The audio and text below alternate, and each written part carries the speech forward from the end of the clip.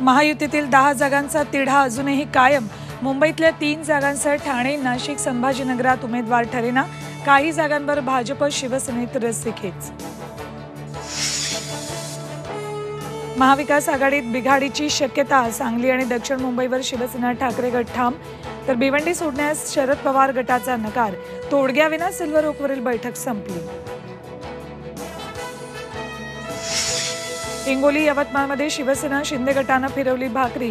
हिंगोलीत हेमंत पाटलांऐवजी बाबूराव कदम कोहळीकर, तर यवतमाळमध्ये भावना गवळींच्या जागेवर राजेश पाटील उमेदवार। दोन्ही उमेदवार आज अर्ज दाखल करणार।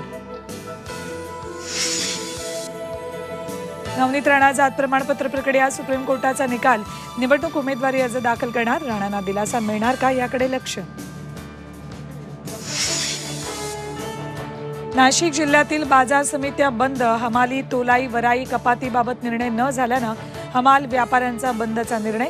कांदा लिलाव बंद झाल्यानं शेतकऱ्यांची चिंता वाढली।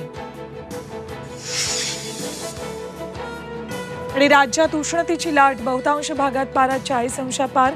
पुढील 2 ते 3 दिवसात उकाडा आणखी वाढण्याचा हवामान खात्याचा इशारा।